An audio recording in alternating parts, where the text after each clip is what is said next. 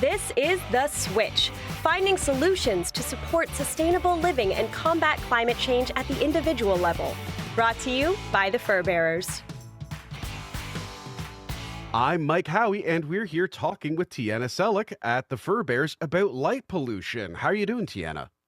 I'm doing well. Thank you, Mike. How are you? I'm great, thanks. So let's start just by talking about what light pollution is and why it's something that we need to think about or talk about. Yeah, so light pollution refers to essentially the excessive artificial light that brightens our night sky, especially in urban areas. And this is really disrupting the natural darkness that a lot of species rely on. So this is the light that's coming from our street lamps, billboards, storefront windows, porch lights, skyscrapers, you name it. And while these lights obviously are great for us, they enhance human safety, they're really interfering with the natural rhythms that wildlife depend on. And it's affecting everything from their behavior, foraging, movement, and even their survival. And for fur-bearing animals, what does that look like maybe on a day-to-day basis? On an average day, how would a raccoon or a squirrel maybe get impacted by having this light pollution around? Yeah, so for mammals like, let's say, raccoons, skunks, and foxes, these are species that are primarily nocturnal, and they really rely on darkness to be able to move safely through the urban matrix, to forage and to hunt. So they're going to quite often try to avoid brightly lit areas at night. They may begin to travel at unusual times or maybe along a riskier route than they would normally take.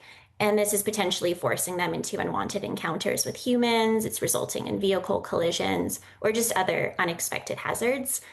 For our prey species, obviously, it makes them a lot more visible, which is leading to increased predation and really altering those predator-prey dynamics. And if these animals are starting to avoid the brightly lit areas entirely, then it's effectively fragmenting their habitat and restricting necessary movement along wildlife corridors.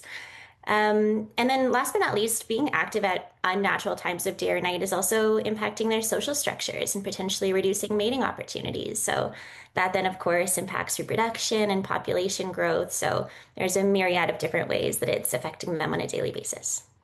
And that certainly makes sense. I know for me, when the days are shorter even, I simply don't want to do as much stuff. So I can imagine that if you're relying on that really to dictate how you're getting through the day and the seasons, all of this extra light is really going to start confusing some of those natural processes.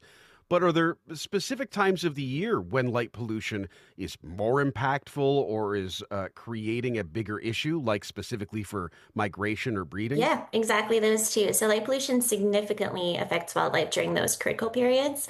Migratory birds are often traveling at night. They're using natural cues like the moon and the stars for navigation, and our bright city lights are just completely disorienting for them. And that's leading to fatal collisions with buildings. In Canada, actually, an estimated 25 million migratory birds die every year due to window collisions. And that's partly due to the glass, but lights play a major role in that as well. And then you mentioned breeding too. So artificial lighting can interfere with breeding behaviors for various species. It can disrupt reproductive cues that they're looking for, the timing of nesting season, all sorts of things. So with fall migration already underway for many species, we're actually in that critical window at the time of recording this. Oh, well, there you go. And you had mentioned streetlights and porch lights. They have important safety features, and especially in cities, there's a lot of people, a lot of things happening. But there must be ways to try and find a balance between our basic safety needs and our infrastructure as humans and what would make it safer for wildlife and overall reduce light pollution. Absolutely. Yeah, so there are several strategies, all really simple actually, to mitigate the impacts that we've talked about. One really easy one is just using motion sensors or timers. So these are obviously ensuring lights are only on when they're needed, reducing any unnecessary illumination. You could also install downward facing fixtures. So I'm sure we've all seen the street lights that just look like round orbs. They're shooting light in every direction. But just adding a shield to the top of that really directs the light where it's needed and minimizes what they call sky glow. And then lastly, just opting for warmer colored lights. So these have been shown to be less disruptive to nocturnal animals than that blue-white light. And this is true for people I too. was gonna say, yeah, I use smart bulbs, so I'm able to change the color at different times of day and things like that for my Yeah. brain. And yeah, that bright white blue just offends my eyeballs and gives me a headache very quickly. So I would imagine for creatures who are a lot more sensitive to than that, or a lot more sensitive to that than us, it could also be quite impactful. And I Sure. think it's also interesting. We talk a lot about this from the wildlife angle, but I would imagine that reducing light pollution will impact people in a positive way as well. Would you be able to speak to any of that? Yeah, several benefits to humans. The first is actually improved health. So, a number of studies have indicated that exposure to excessive artificial light at night can disrupt human circadian rhythms as well. So, that's affecting everything from our sleep, digestion, mental health, and just overall well being. Also, benefits in terms of energy savings. So, as we know, energy efficient lighting reduces energy consumption and lowers costs for us, Yep. which is great. And then lastly, but definitely not least, reducing light pollution can just simply improve our ability to view the night sky and foster a connection with the natural world that we often forget we're a part of too. We're animals as well, so often what's benefiting other species is benefiting us as well. We've already talked a bit about what people can do at home.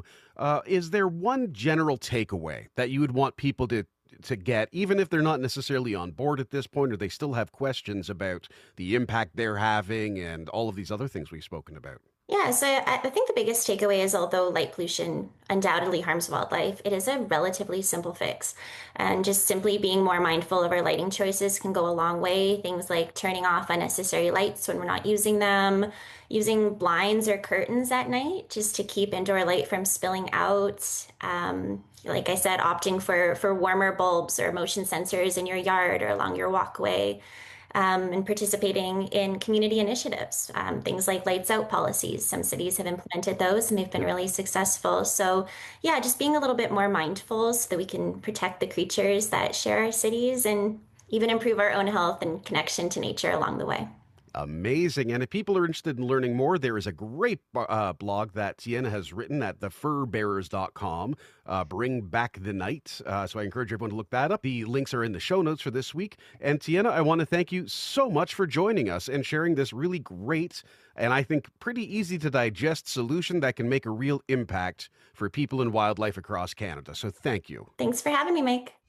Want to learn more about this week's episode and how your choices can benefit wildlife and their habitat? View the show notes in your app or visit defenderradio.com. To learn more about the Fur Bearers, visit thefurbearers.com or find them on Facebook, Twitter, and Instagram. Follow host Michael Howie on social media with @HowieMichael on Instagram or Defender Radio Podcast on Facebook. Subscribe or follow Defender Radio to get notified about new episodes of The Switch and Defender Radio right on your smart device. Thanks for listening.